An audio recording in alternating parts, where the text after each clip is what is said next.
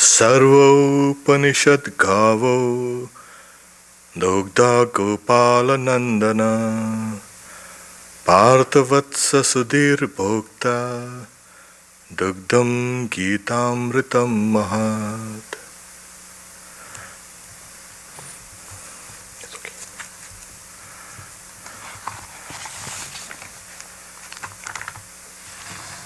Srimad Bhagavad Gita. We are on the second chapter. Of course, it's quite a lengthy chapter. Second chapter, 39th verse. And we had seen how the 38th verse,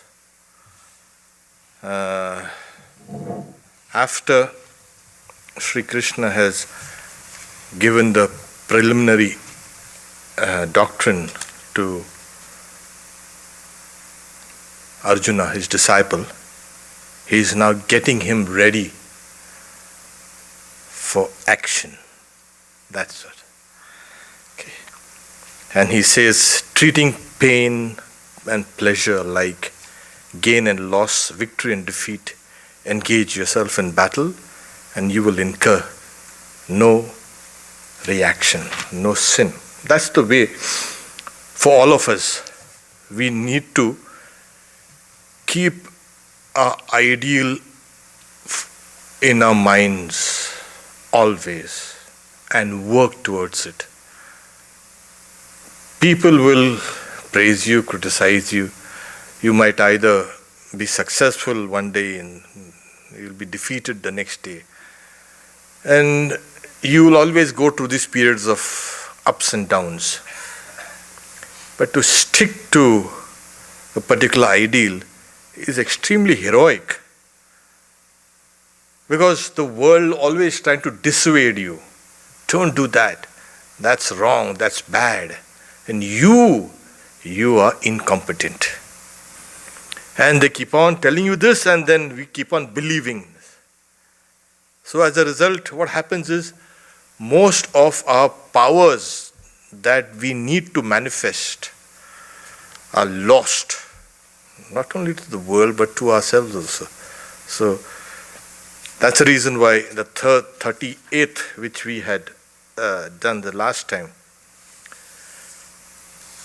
Sukha Dukkhe Same Kritva, treating alike pain and pleasure, gain and loss, victory and defeat, engage yourself in battle. Tato yuddhaya yuddhasva. Engage. Naivam papam.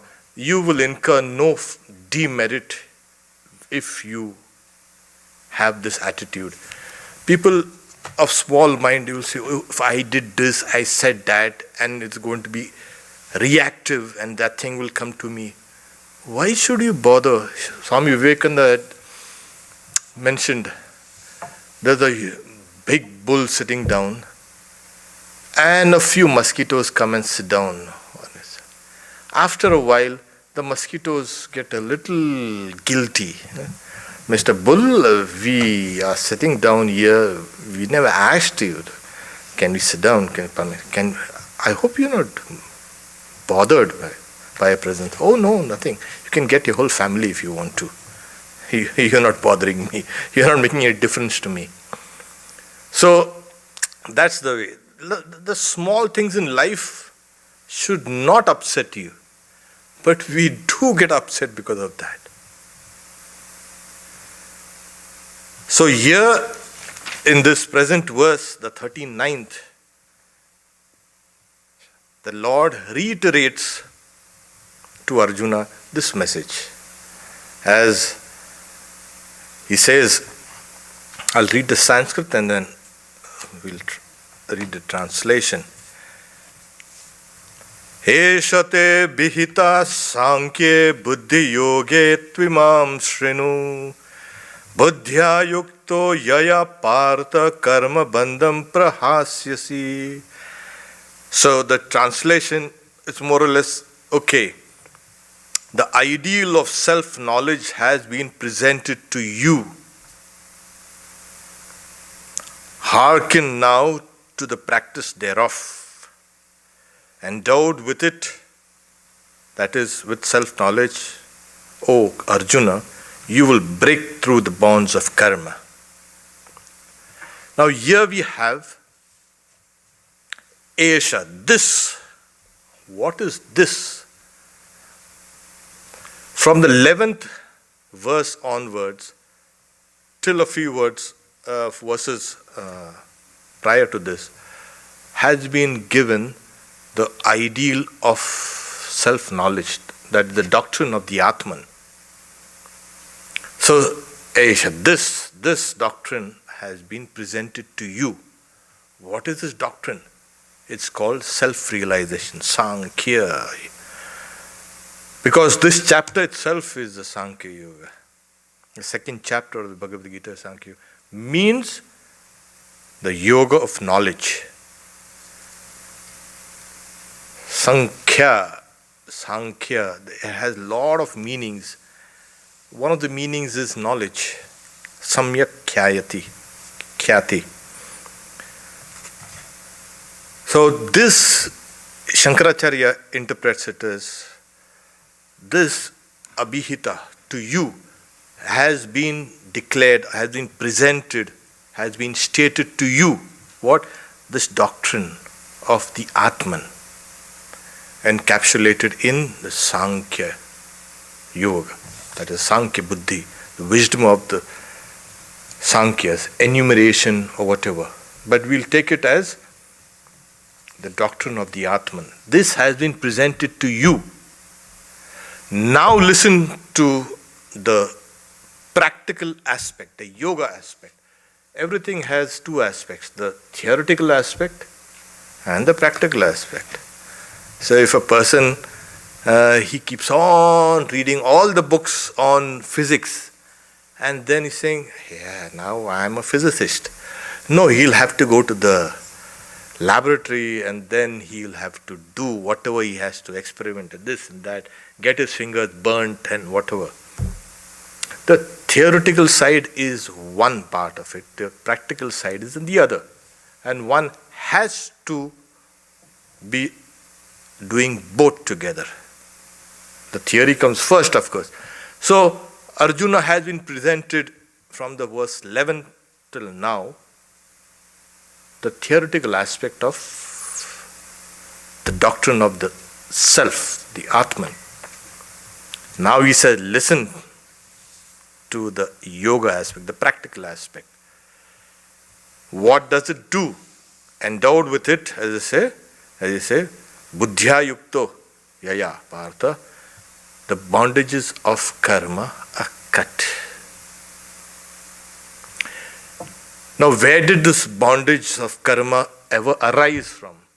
Well, it has arisen from karma itself. When we do not have the knowledge of ourselves, of God, and we work ignorantly, or we work without knowledge. So as a result, what happens is, we get caught in many things, like, this is the result of our own doing. We've thrown the lasso around ourselves. We wanted to throw it on someone else. We got caught in it. And as a result, what happens is, we have been bound. How do we come out of the bondage? Through work only, but work with the knowledge that I am the self. When I can work with this, then all my previous bondages are nullified, are counteracted. That's why Mother also says that prayer and japa and all these things, repetition of God's name, what does it do? Well, it counters all your previous karma. Otherwise, we will be in a kind of a permanent bondage. We will be like automatons. I have done something, I have to reap that. Yes, of course. But can't I counter this? I did it through a kind of a mistake or immaturity. Why should I now be bound by that? So I need a means, and the means is karma. Karma with knowledge. That's the idea. So that's the reason why this is karma yoga, where the Lord is teaching him, now you are going to break these bondages. Well, you see, in the practice of Vedanta, there is something called, you've got to keep on listening or hearing the truths of the Vedanta. And the highest knowledge can dawn if your mind is ready for it. Because the very, you can say, orthodox Vedantins, they say you keep on hearing the text from the Upanishad, Shravana, meditating on them, manana, thinking about it, introspection, and then deeply meditating, nididhyasana. These are the 3 stages of listening. You have been told, yes, you are the body and you are the mind and you are so and so and so, and the scripture is saying that no, you are the self. And there are 2 main obstructions to this. Am I that self? I don't believe it. And then another obstruction comes. Oh, I feel myself as a body, and I have got an identity. I am this, I am that, and this. It's called a viparita. There are 2 main obstructions to knowledge. Is it possible? Am I that? I don't think so. It's not only a doubt, it is a kind of something, I don't believe it. Simple as that. It's not possible. I am such a poor soul, such a puny person, nobody even looks at me, and this huge city and this huge country and this huge world, I am a non-entity. And me, that divinity, well, maybe these things are not meant for me, maybe for somebody else, maybe for Bill. So it is this asambhavana, the impossibility of it strikes me more and more. And then that brings in the viparita, the opposite, you can say, feelings. No, I am a body and I am this and I am that and whatever. So the orthodox Vedantins say, you start with listening to the words of the scriptures, listening to the words of the Guru. And now you're orienting your mind towards this. It's called a manana. Constantly you're reflecting on it. And then you're meditating on that. And gradually all the obstructions go away. And then what you first heard from your Guru, that you are that all-pervading self, that knowledge flashes. So knowledge comes through the words of the Guru, or the words of the scriptures, from the first hearing. Now, and there have been cases over and over and over again in the Vedantic literature and in the religious history of the world, where a person meets a Guru or the Guru says, you are that, and the person spontaneously realizes the truth. There's a spontaneous knowledge. Why? That person was pure enough or ready enough. Well, you know, Josephine MacLeod, she says, yes, I had a lot of friends and Vivekananda was one of my friends. But this friend knew God. And that's the reason why I could know God. So we have here saying the day I met this friend of mine, my life was completely changed. This is what is actually this is required in spiritual life. Yeah, it is. Yeah, it is. So she says, yeah, the first utterance was the truth. His second utterance was the truth. The third utterance was the truth. And whatever he spoke subsequently was all truth to me. She was ready. She said, the idea is readiness. I was ready for this. Arjuna wasn't ready for this. If he was ready, if he was a perfect aspirant, then he would have realized what Sri Krishna has been telling him from this 11th verse onwards. He would have realized the Atman. He has not yet, even after hammering with such beautiful verses, that knowledge has not awakened in that person, in this disciple of mine. Now he says, okay. Then he watered it down a little and he's saying, okay, you see, he spoke about his warrior's duties. And he spoke about one's duties. And then he's saying, you will be criticized by all the great chariot warriors, kind of breaking all his individual resistance,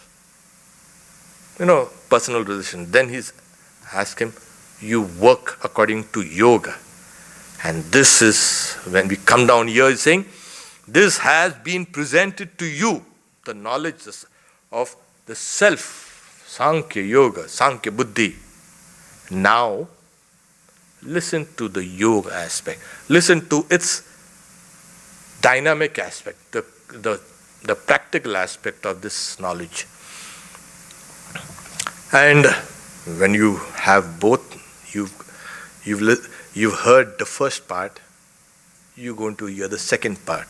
And it tells him. And what will happen? You will be free from the bondages of karma. And yes, we'll take the next, because it's what happens is, at many times we feel we've been doing our spiritual practices for years and nothing seems to be happening. Nothing. What's wrong? God, what is this God realization? What is the self-realization? What are these things these guys keep on talking? And I cannot understand. I've been at it for years and nothing is.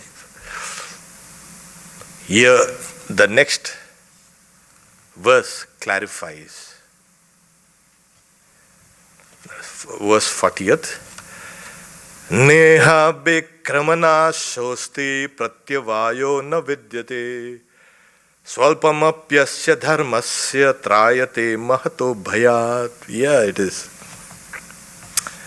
The translation is, in this there is no loss of attempt, nor is there any adverse effect.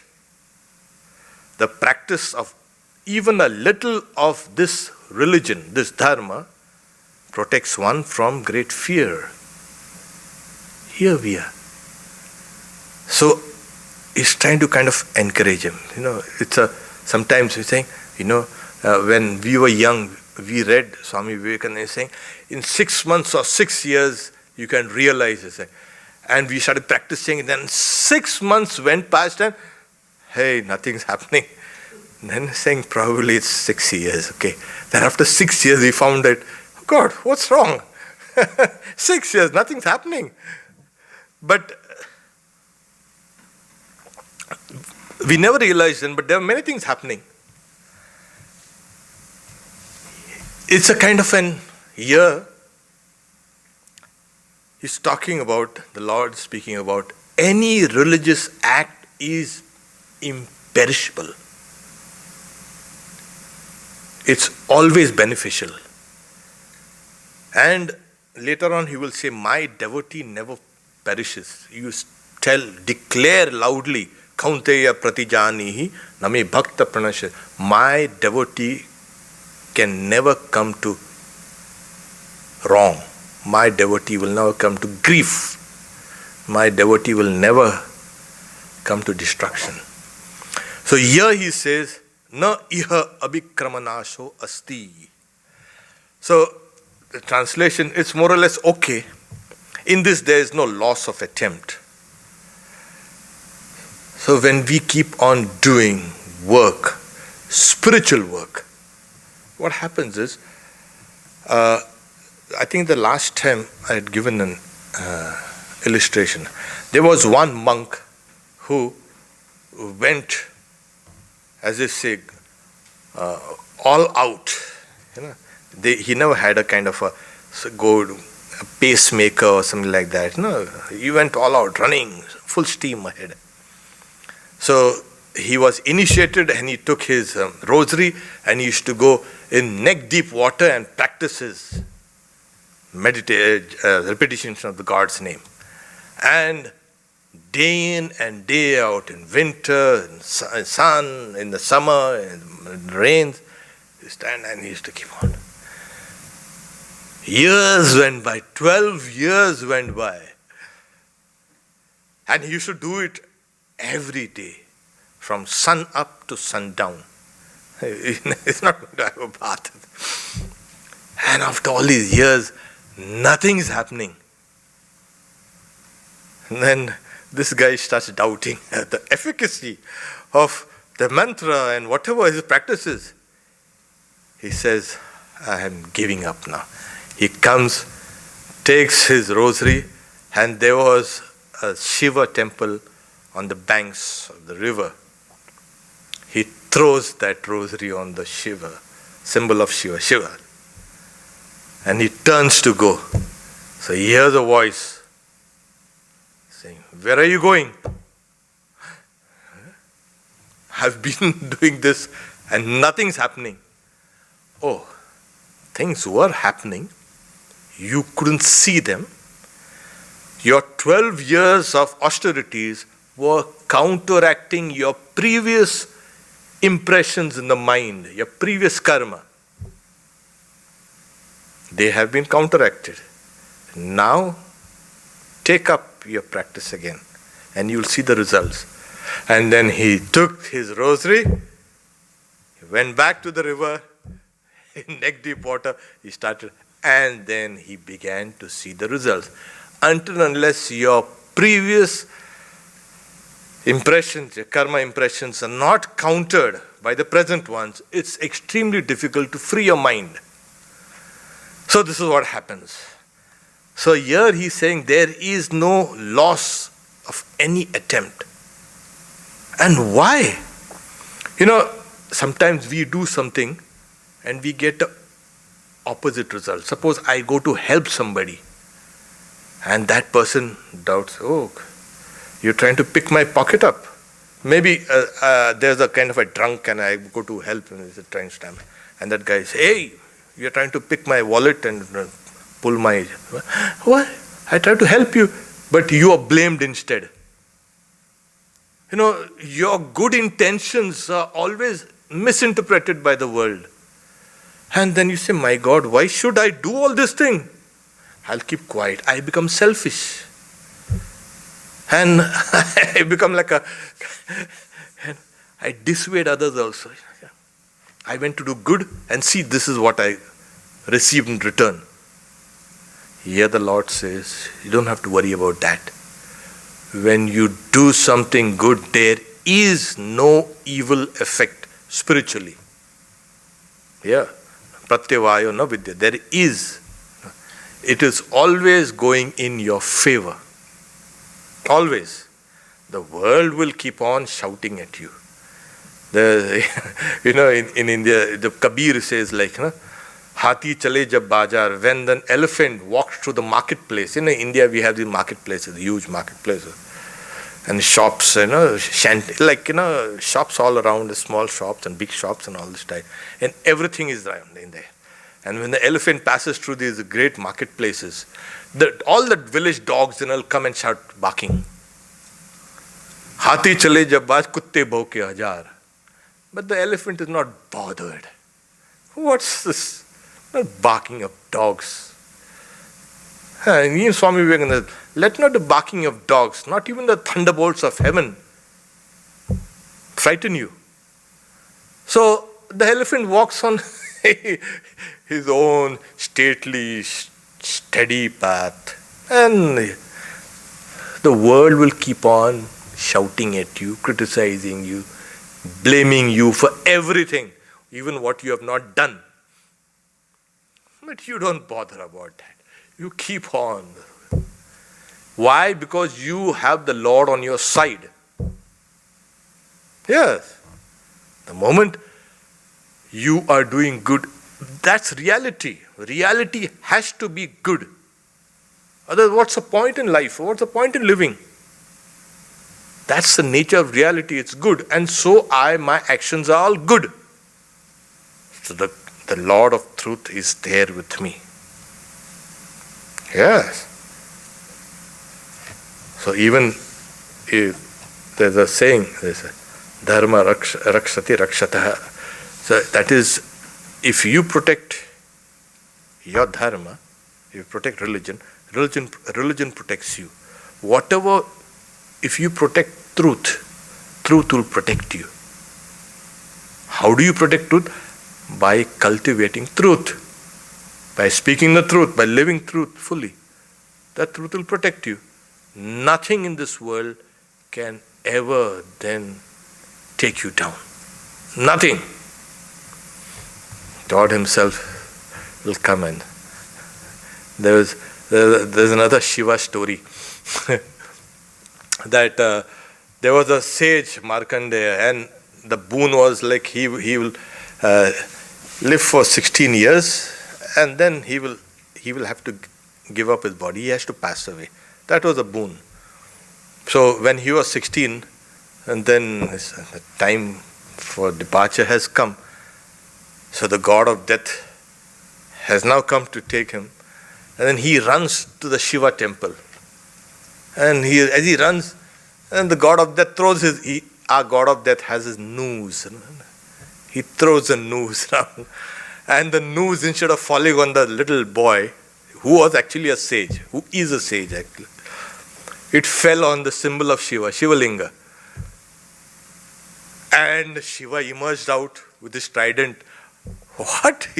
You thrown that, you can say, lasso or the noose around me? Don't you know I'm deathless? And then the god of death had to flee. So then Markandeya, the Rishi, the young boy, he got a long life. So there's this also, hymn also. Chandrasekhara, Chandrasekhara, Chandrasekhara, Pahi Mam. Chandrasekhara, Chandrasekhara, Chandrasekhara, Raksha Mam. That's the song he was singing to Shiva, the boy. And when the noose fell on Shiva himself. Well, so the God of truth will protect one. Here the next line is Swalpamapyasya dharmasya trayate mahatub. Even the practice of a little of this religion. What religion? The religion of knowledge. The religion of self-realization. If it's practicing little, it will save you, or it will protect you from great fear or from great danger. Even a little. My God. This is how we need to take up religion. What's the point in being religious? Well, I have seen some real great people, and they had so many talents, and they were so well known, and this and that, they were rich and they're famous and this, that. But towards the end, when the time for departure had come, they were howling like dogs. What's going to happen to me? Yes, what's going to happen to me? Well, I don't know what's going to happen to you. You should know. There you are stripped of everything. there, whatever you have done for others, whatever religious duties you have done, whatever thoughts of God you have cultivated, that is going to come and protect you. Nothing else. Yes, I've seen them weeping. Oh, what's call this, call that, and nothing's going to help save you now. This is going to save you. A little practice of this religion is going to save you from great fear. I was talking to somebody. They were saying, my grandmother was old and she was kind of waiting to see me. So I flew back to the place and she was as if she was waiting for me. When I arrived, I told my Grandma, are you afraid? Oh no, I'm not afraid at all. I was just waiting to see you. And this girl, she was so fortified by this simple woman's words. Nothing, I'm not afraid. Why should I be afraid of death? I'm looking forward to it. And it changed the whole life. What did my grandmother do that she can face death like this with a joyous heart? That is, she was doing nothing but she was a nice person who did a little spiritual practices. That's all. That's all. That's all is required actually. The rest the Lord will do. As we were discussing, at the time of death when the life force is exiting out stage by stage, because it has entered stage by stage, there's a kind of a confusion. Your mind gets confused. What exactly is happening? That's a time when your spiritual practices kick in and they come. And in case it's not strong enough, when the Lord Himself appears, He's saying, there you see the Lord, here. And you give up the body. That is the ideal. The last thought before giving up your body will determine which future birth you will have, or you will not have a future birth. So, when you see the Lord, there, everything is over for you. You merge in the Lord.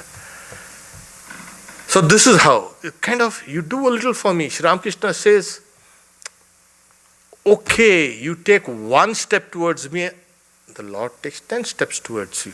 And He has been encouraging people. Yes, yesterday we were reading, they say, see, what happens is there were some devotees who had come and we were singing the kirtan in Dakshineshwar with Sri Ramakrishna. And they were singing and Sri Ramakrishna was fanning them. And after the singing, they were so embarrassed. Why are you doing? No, you're taking the Lord's name. What's wrong with that? I'm fanning you. That's the way He used to encourage. Take a little. So, here we have, it is a given that everything is fraught with fear. Everything. Sarvan vastu bhayanvitam bhuvi vairagyameva abhayam. This Bhartrihari was a great poet, great philosopher. Everything. In health, there's the fear of disease. In wealth, there's the fear of poverty. And when you're famous, there's the fear of calumny. Someone is going to detract you. In everything. In scholarship, somebody might come and blow all your theories out. Everything. In life, there's the fear of death. Only those who take the Lord's name have no fear. Because that is the fearless one. That's why you have all the gods and the images of all the gods, like, no, you don't worry. I'm there. Okay. It's a Abhaya Mudra. That is, you don't know. I'm there, so what's wrong with you? Yeah, I'm the boss here. So as we have this kind of confidence, as we keep on moving towards the goal, this is the attitude we have got. What happens is we are easily distracted by many things. And that's why the next verse speaks about for yoga or for anything, especially to make this religion practical, one has to be one-pointed. If you're one-pointed in your endeavors, then the goal is very easily attained. The 41 verse is Vyavasayatmika buddhir ekeha kurunandana bahushaka henantascha buddhayo vyavasayanam. It should be read avyavasaya. There are two words. Vyavasayatmika buddhi, that is one-pointed or undistracted intelligence, and the distracted or the fragmented. For yoga, we have to have that integration. And what integrates us? That is psychologically. You need to be physically also, you can say strong, of course. Sri Ramakrishna is saying, there are some who can lift a huge load on the head, keep walking, and even stop a while to watch some wrestling match, and then after he finishes watching the wrestling match, leaves and plays. That person is not tired or you can say weakened by all that exertion. But a weak, puny person, he walks a few steps and then, oh, my hip is, you can say, paining. And then he falls down, saying, these are the guys who say there is no God. Who's going to listen to them? Dandies and all these kinds of weaklings. Great sages have said the God exists and I've seen him. And these stupid fellows are saying. So, physical strength is required. Yes, of course. And Sri Ramakrishna says that. This is the first thing you've got to have. And Sri Ramakrishna himself had a very strong body. What you see him towards the end, that his health has been broken. He was like quite stout. But apart from that, we're talking of physics. We need psychological integration. And that integration comes only through knowledge. What is the knowledge? Knowledge comes through concentration. When we are concentrated on any subject, on anything, we derive knowledge. Or we just look at things superficially. We were discussing this morning, you remember? I see a thing and it's okay. But when I keep on looking at a particular thing, after a while, I start seeing more and more connections regarding this with my previous knowledge. Superficially, I look at this mic, yes. When I keep on looking at it, concentrate on it, I can understand a little of its circuitry, its speakers and all these things. I can visualize its structures inside. And as I keep on concentrating, this thing becomes an open secret for me. This is nothing but integration that's happening through concentration. So concentration brings knowledge, knowledge brings integration, and an integrated person can practice yoga. Without that, it's almost impossible. It is called avyavasayatmika. Because suppose we keep a person quietly in a room. Sit down quietly, there's no one here, you meditate. Close your eyes and meditate. He or she will close their eyes and meditate for 2 minutes, and then they will look around if anyone is looking at me. No one is there. Then he'll come to the window and see, oh, I'm locked inside. That person wants to keep on spreading it out. Cannot confine all the energies back to the source. That's what makes us diversified. That's what makes us spread. And the ego is like that. It wants to understand this, go here, eat this, look at that, smell this. Oh, what's wrong with you? I say we are being like dragged outside of ourselves. We simply can't sit down quietly and feel that knowledge within us. We are constantly fragmented. So our minds are going out in a kind of a waves, These waves are going out here, the waves, chitta vritti going here and there. My mind is in a kind of a turmoil, always. So knowledge here becomes a kind of an impossibility. And if I do get knowledge, it's just superficial knowledge, nothing else. So this is a Vyavasaya thinking. It keeps you spreading around. Go out of your center. So that the tendency is, it's called pravritti, that which is circling away. And there should be a nivritti, there's circling inward. You've got to pull yourself back inside. When this nivritti, this drawing yourself within dominates, then you have this kind of integration. Then you're not bothered about this world dragging you out, making you miserable. No. So here is the Lord says, to the firm in mind, O joy of the Kurus, that's Arjuna, Kurunandana, there is in this but one decision, one pointedness. Many branches and endless are the decisions of the infirm in mind. So, the strong-minded and the weak-minded.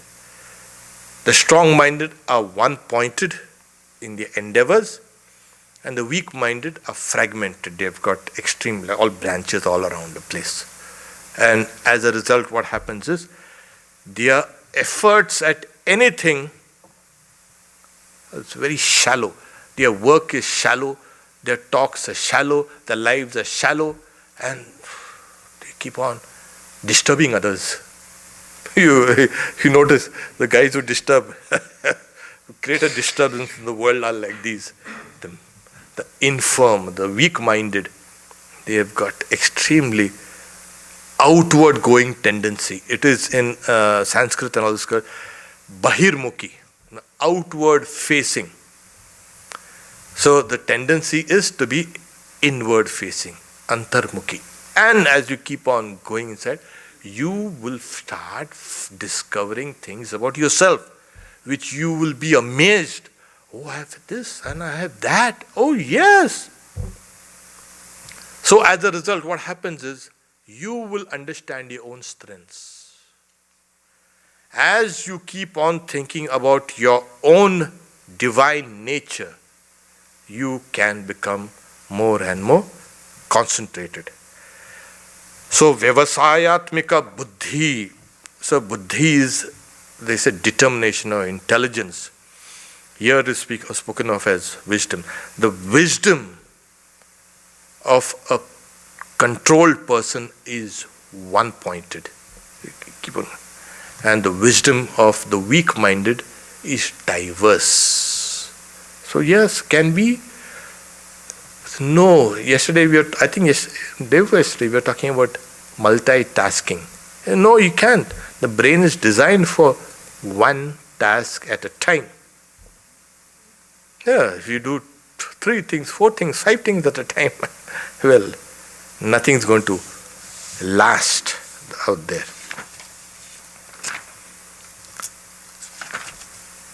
So you just done 2. Okay. So as we are getting integrated in our endeavors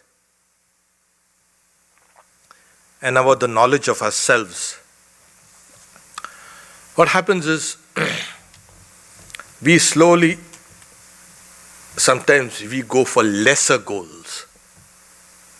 Yeah, everything is okay, but sometimes we go in for, oh, this could be good for me for now.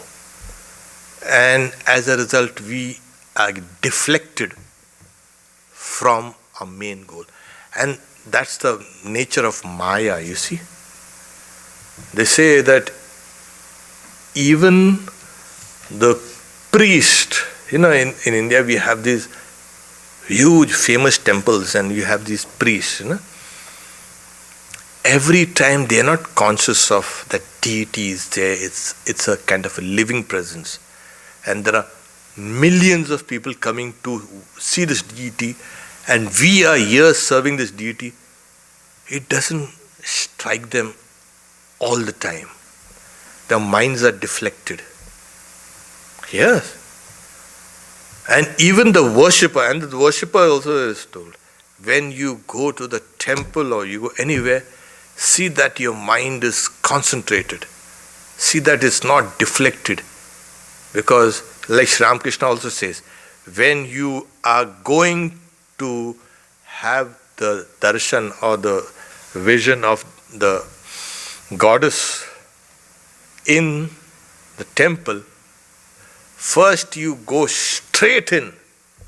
Even if you have to elbow people out of the way, get in.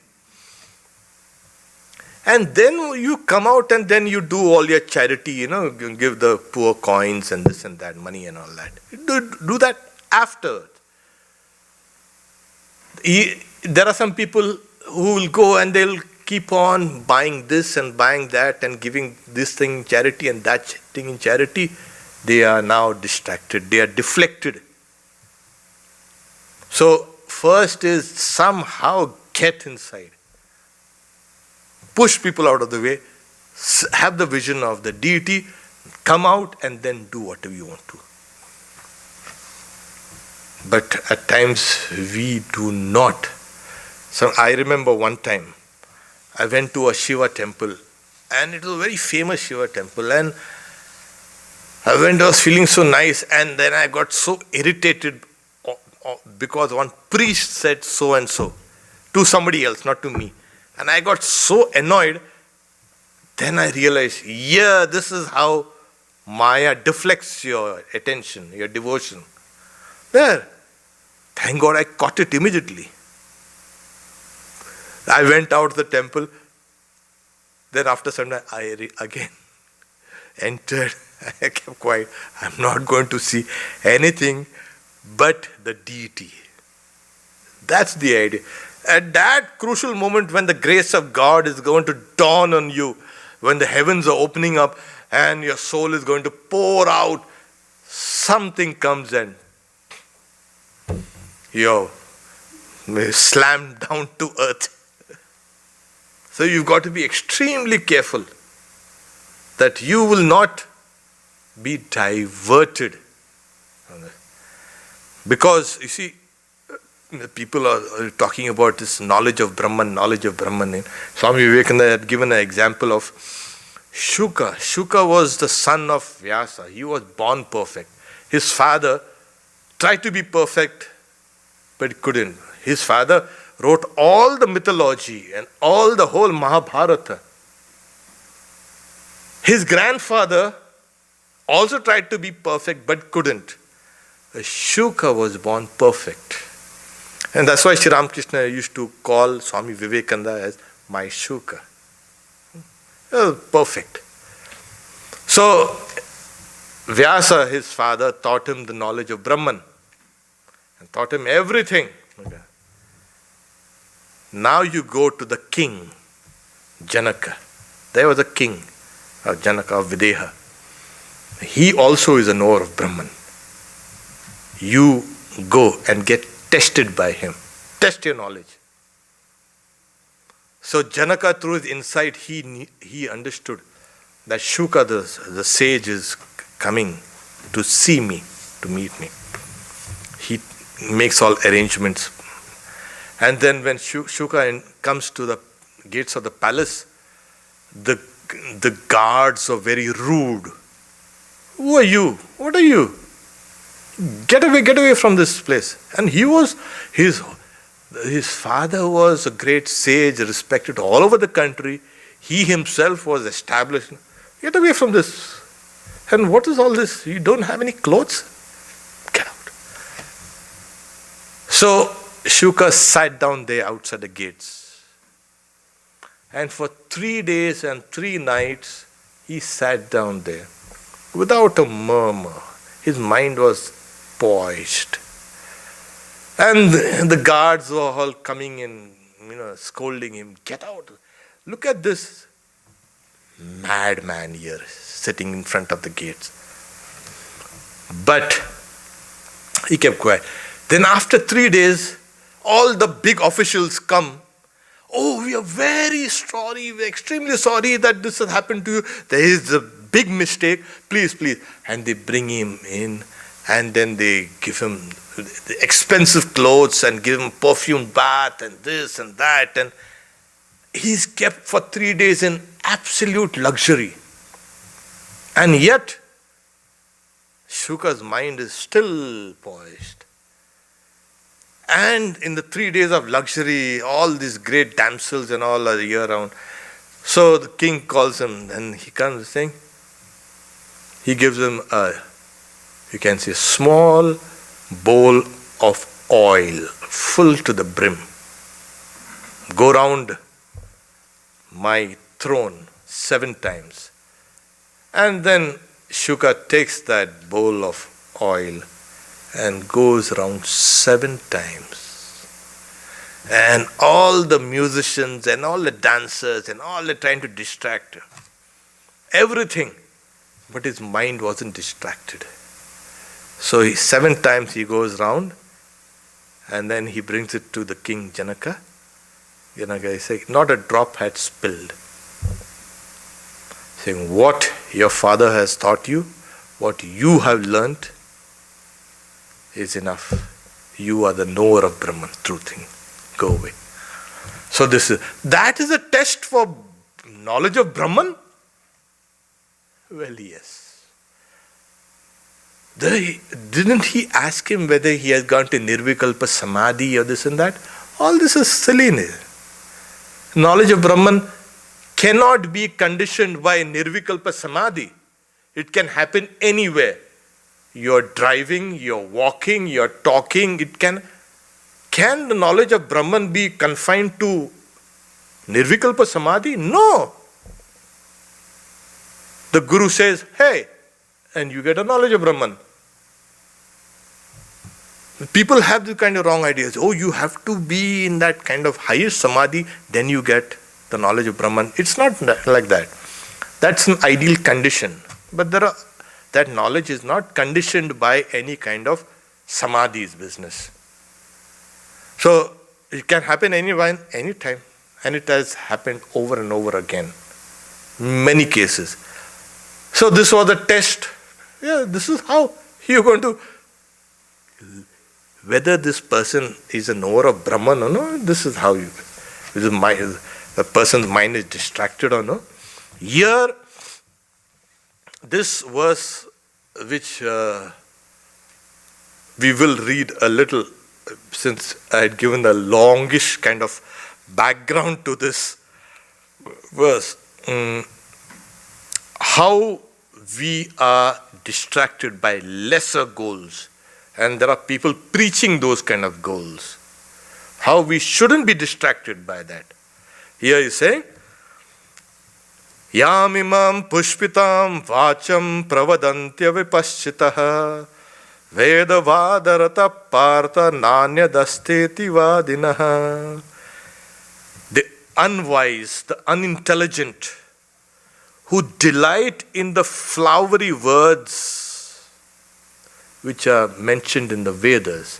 The Vedas mentions many goals. Yes, the knowledge of Brahman is the highest goal. But there are other goals also. Oh, you want to have name? Yeah, do this. If you want to go to heaven, Swarga Kamo Agnihotram Juhuyat. If you want to go to heaven, do this Agnihotra sacrifice, you'll go to heaven. And this and that, very certain things. Well, If I'm not going to get that big prize, can I get a little of this prize, small one? Yeah, you can. Do it. Yeah. It's much easier than...